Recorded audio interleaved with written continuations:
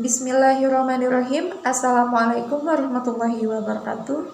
Yang terhormat Bapak Muhammad Abdul Aziz selaku dosen pembimbing pada mata kuliah Pendidikan Kewarganegaraan serta teman-teman yang saya banggakan. Puji syukur marilah kita panjatkan kepada Allah Subhanahu wa taala karena berkat rahmat dan hidayahnya kita bisa melakukan tatamaya pada sore hari ini. Adapun materi yang akan kelompok 7 sampaikan yaitu mengenai geostrategi. Sebelumnya, izin memperkenalkan diri. Nama saya Lisda sebagai moderator dari kelompok 7. Anggota kelompok 7 lainnya yang pertama ada Ikra Ramadan sebagai pemateri 1, Salsabila Khairunisa sebagai pemateri 2, Fadli Ahmad Fauzan sebagai pemateri 3, Muhammad Ilham sebagai pemateri 4, Aldan Ramadan sebagai pemateri 5, dan yang terakhir ada Fauzan Alwi sebagai materi 6. Baik, untuk mengefisiensikan waktu, langsung saja penyampaian materi yang pertama akan disampaikan oleh saudara Ikra Ramadan. Kepadanya saya persilahkan. Geostrategi berasal dari kata geografi dan strategi. Geografi merujuk kepada ruang hidup, nasional, wadah, atau tempat hidupnya bangsa dan negara Indonesia. Strategi diartikan sebagai ilmu dan seni menggunakan semua sumber daya bangsa untuk melaksanakan kebijaksanaan tertentu dalam keadaan perang dan damai. Geostrategi merupakan strategi dalam memanfaatkan konstelasi geografi negara untuk menentukan kebijakan, tujuan, sarana-sarana untuk mencapai tujuan nasional. Geostrategi dapat pula dikatakan sebagai pemanfaatan kondisi lingkungan dalam upaya mewujudkan tujuan politik.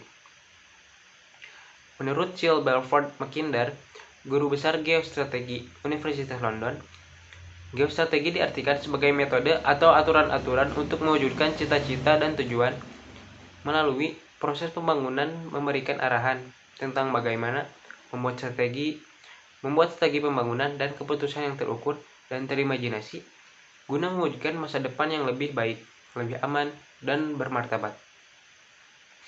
Geostrategi Indonesia. Berkembangnya geostrategi Indonesia sangat terkait erat dengan hakikat terbentuknya bangsa Indonesia yang terbentuk dari berbagai macam etnis, suku, ras, golongan, agama, bahkan terletak dalam teritorial yang terpisahkan oleh pulau-pulau dan lautan. Selain hal itu, terwujud karena adanya proses sejarah, nasib, serta tujuan untuk mencapai martabat kehidupan yang lebih baik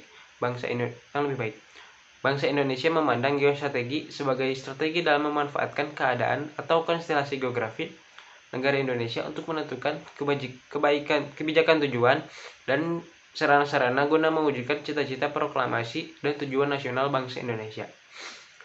Geostrategi Indonesia memberi arahan tentang bagaimana merancang strategi pembangunan guna mewujudkan masa depan yang lebih baik, aman, dan sejahtera. Oleh karena itu, geostrategi Indonesia bukanlah merupakan geopolitik untuk kepentingan politik dan perang, tetapi untuk kepentingan kesejahteraan dan keamanan. Sejarah Ketahanan Nasional.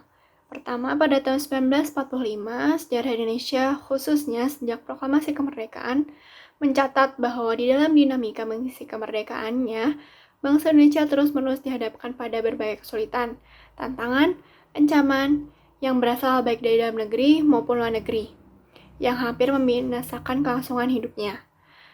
Berbagai macam kesulitan dan ancaman itu meliputi seluruh bidang kehidupan nasional. Kondisi ini secara langsung ataupun tidak langsung menimbulkan dampak negatif terhadap seluruh aspek kehidupan nasional, baik aspek alamiah maupun aspek sosial atau kemasyarakatan, yang mempengaruhi dan membahayakan kelangsungan hidup dan eksistensi NKRI. Lalu, istilah ketahanan nasional mulai dikenal sejak tahun 1960-an. Namun saat itu belum diberi definisi tertentu. Baru pada tahun 1968 definisi mengenai ketahanan nasional dibuat. Definisi itu direvisi pada beberapa bagian katanya dan terus digunakan hingga saat ini.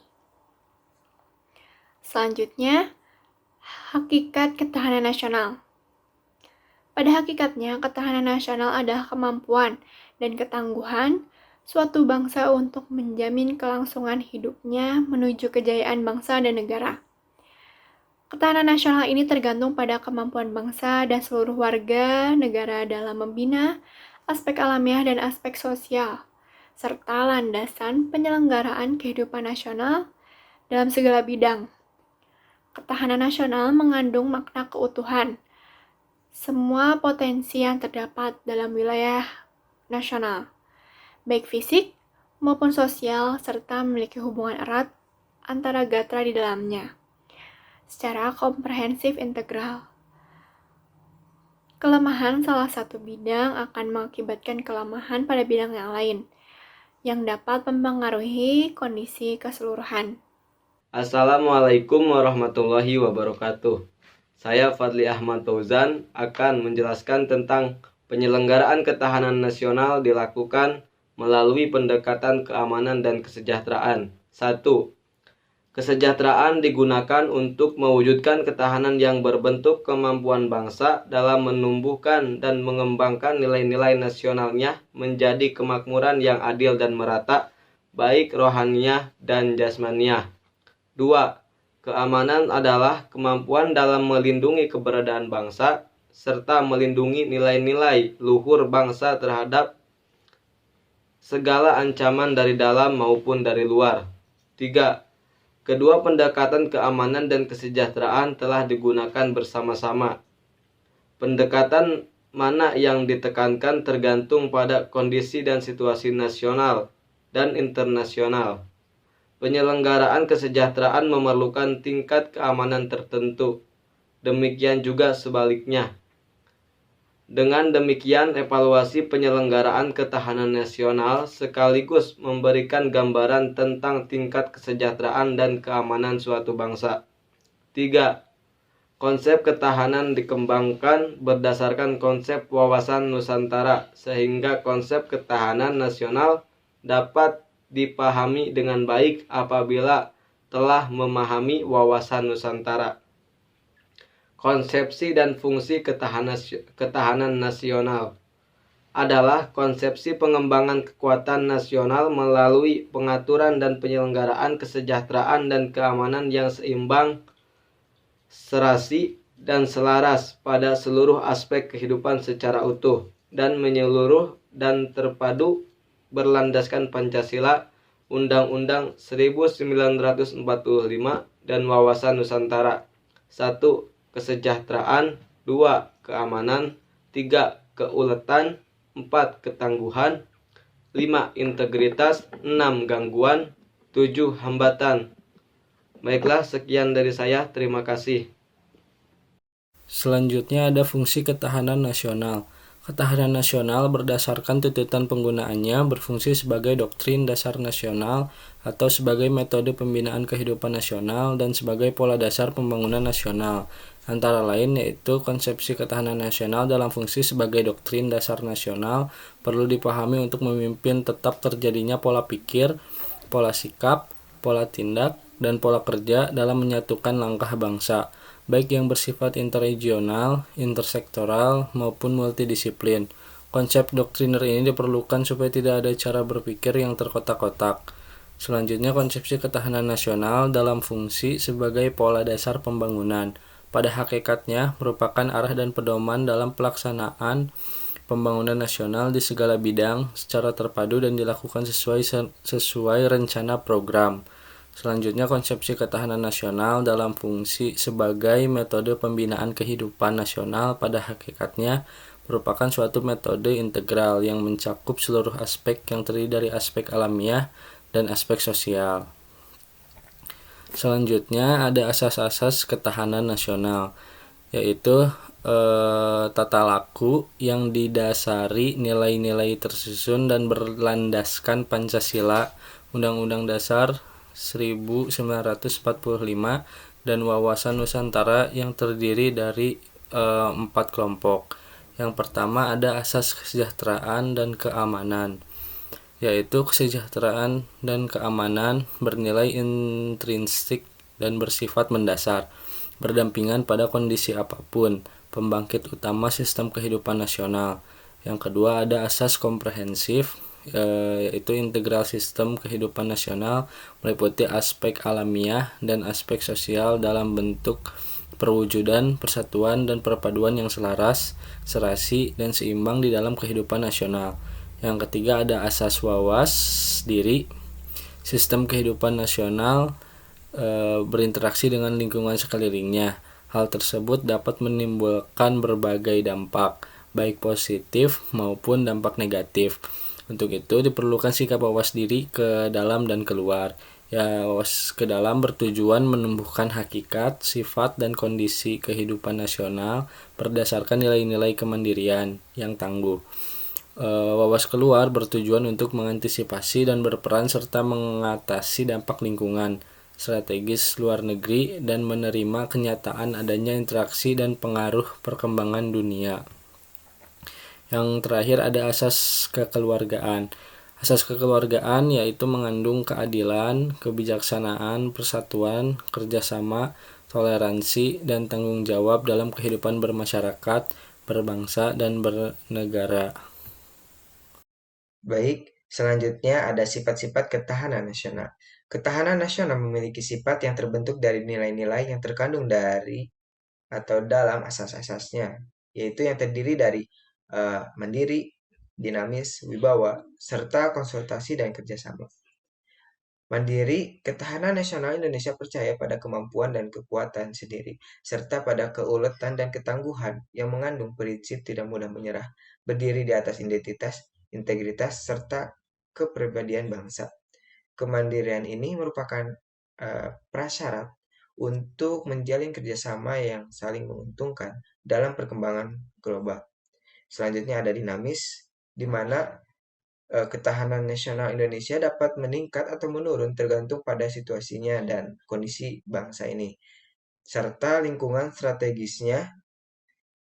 Upaya peningkatannya yaitu pertahanan nasional harus senantiasa berorientasi ke masa depan dan dinamikanya diarahkan untuk mencapai kondisi kehidupan nasional yang lebih baik. Ada juga wibawa. Keberhasilan pembinaan ketahanan nasional secara berlanjut dan berkesinambungan akan meningkatkan kemampuan dan kekuatan negara. Dan yang terakhir ada konsultasi dan kerjasama. Konsep ketahanan nasional tidak mengutamakan sikap konfrontasi dan antagonis, tidak mengandalkan kekuatan atau kekuasaan fisik semata, tetapi lebih mengutamakan sikap konsultif, kerjasama, serta saling menghargai dengan mengandalkan kekuatan moral dan kepribadian berbangsa. Selanjutnya ada permasalahan geostrategi Indonesia, di mana di dalamnya ada persengketaan, yang contohnya pengklaiman wilayah Natuna oleh Cina, persengketaan Pulau Miangas Indonesia, yaitu perebutan Pulau Miangas yang diperebutkan oleh Filipina dengan Indonesia sekitar 1979. Ada juga batas perairan antara Indonesia dengan Malaysia di Selat Malaka 1969, serta ada juga permasalahan Timor Timur dan pencurian dan penyelundupan di wilayah perbatasan. Asas-asas pembinaan ketahanan nasional Indonesia. Asas pembinaan ketahanan nasional Indonesia adalah tata laku yang relatif telah tersusun bagi tindakan dan kegiatan pembinaan pembinaan nasional yang memberi ciri khas kepada bangsa Indonesia dalam upaya untuk mempertahankan kelangsungan hidup dan mengembangkan kehidupannya. Satu, asas geopolitik dan geostrategi yang dilandasi wawasan Nusantara. Wawasan Nusantara sebagai geostrategi dan geopolitik bangsa yang merupakan konsekuensi dari sertifikasi kebijaksanaan nasional, di mana wawasan Nusantara berkedudukan sebagai pemberi arah bagi ketahanan nasional Indonesia. Dua, asas holistik. Ketahanan nasional adalah suatu pengertian holistik, yaitu suatu tahanan yang utuh, menyeluruh, dan terpadu, di mana terdapat saling hubungan antar gatra di dalam keseluruhan kehidupan nasional, atau astagatra. asas holistik yang dilakukan secara serentak pada segi-segi kehidupan nasional secara holistik dan komprehensif integral. 3. Asas menyeluruh terpadu. Sistem kehidupan nasional mencakup segenap aspek kehidupan bangsa dalam bentuk perwujudan, persatuan dan perpaduan yang seimbang, serasi dan selaras pada seluruh aspek kehidupan bermasyarakat, berbangsa dan bernegara. Ketahanan nasional mencakup ketahanan segenap aspek kehidupan bangsa secara utuh, menyeluruh, dan terpadu, komprehensif integral. Yang keempat, asas proyektif. Ketahanan nasional harus diproyeksikan dalam skenario masa depan. Yang dimaksud skenario ini adalah gambaran perubahan kondisi sistem kehidupan nasional yang disebabkan oleh dampak dari dalam atau dari luar. Yang kelima, asas efisien. Ketahanan nasional perlu diperhatikan kriteria efisiensi atau ekonomisnya. Kriteria efisiensi berarti bahwa dengan menggunakan sejumlah sumber daya tertentu harus dapat dicapai tingkat ketahanan nasional Indonesia yang setinggi-tingginya. Kriteria ekonomis berarti bahwa untuk mencapai tingkat ketahanan nasional tertentu harus dapat digunakan jumlah sumber daya sekecil-kecilnya. Dengan kriteria efisiensi atau ekonomis tersebut, maka satu, ketahanan nasional harus seimbang dengan tuntutan skenario masa depan yang diperkirakan. 2. Tuntutan kebutuhan sumber daya untuk mewujudkan ketahanan nasional harus seimbang dengan strategi ketahanan nasional yang sudah digariskan. 3. Program-program untuk mewujudkan ketahanan nasional harus seimbang dengan sumber daya yang tersedia. 4. Anggaran yang disediakan harus sesuai dengan kebutuhan untuk melaksanakan program tersebut. Yang ke-6, asas normatif. Ketahanan nasional harus diikuti norma kesatuan pola tindak agar dicapai aspek efisiensi atau ekonomis dalam kegiatan nasional tersebut. Perlu dilakukan kesatuan pola tindak yang meliputi satu, kesatuan konsep yang terdiri atas keberagaman dalam pangkal tolak berpikir, keseragaman dalam metode, dan keseragaman dalam bahasa. 2. Kesatuan upaya yang terdiri atas keterpaduan rencana dan program, serta kepaduan dalam kegiatan. Langkah pembinaan ketahanan nasional. Untuk memperkuat ketahanan ideologi, diperlukan langkah pembinaan berikut. A. Pengamalan Pancasila secara objektif dan subjektif ditumbuh kembangkan secara konsisten. B. Pancasila sebagai ideologi terbuka perlu direferensikan dan diaktualisasikan nilai instrumentalnya agar tetap mampu membimbing dan mengarahkan kehidupan dalam bermasyarakat, berbangsa, dan bernegara selaras dengan peradaban dunia yang berubah dengan cepat tanpa kehilangan jati diri sebagai bangsa Indonesia. C. Sesanti Bhinneka Tunggal Ika dan konsep wawasan Nusantara bersumber dari Pancasila harus terus dikembangkan dan ditanamkan di masyarakat yang majemuk sebagai upaya untuk selalu menjaga persatuan bangsa dan kesatuan wilayah, serta moralitas yang loyal untuk dan bangga terhadap bangsa dan negara. Di samping itu perlu dituntut sikap yang wajar dari anggota masyarakat dan pemerintah terhadapnya keanekaragaman. Untuk itu setiap anggota masyarakat dan pemerintah memberikan penghormatan dan penghargaan yang wajar terhadap kebinekaan. D. Pancasila sebagai pandangan hidup dan bangsa dan dasar negara Republik Indonesia harus dihayati dan diamalkan secara nyata untuk menjaga kelestarian dan keampuhannya demi terwujudnya tujuan nasional, serta cita-cita bangsa Indonesia, khususnya oleh setiap penyelenggara negara, serta setiap lembaga keanekaragaman, lembaga kemasyarakatan, serta setiap warga negara Indonesia. Dalam hal ini, teladan para pemimpin, penyelenggara negara, dan tokoh-tokoh masyarakat merupakan hal yang sangat mendasar. E. Pembangunan sebagai pengamalan Pancasila harus menunjukkan keseimbangan fisik material dengan pembangunan mental spiritual untuk menghindari tumbuhnya materialisme dan sekulerisme. Dengan memperhatikan kondisi geografi Indonesia, maka strategi pembangunan harus adil dan merata di seluruh wilayah untuk memupuk rasa persatuan bangsa dan kesatuan wilayah. F. Pendidikan moral Pancasila ditanamkan pada diri anak didik dengan cara mengintegrasikannya dalam mata pelajaran lain, juga diberikan kepada masyarakat. Baik, terima kasih kepada semua pemateri yang telah menyampaikan materinya dengan baik. Alhamdulillahirrabbilalamin. Penyampaian materi dari kelompok 7 telah selesai. Mungkin cukup sekian materi yang dapat kami sampaikan.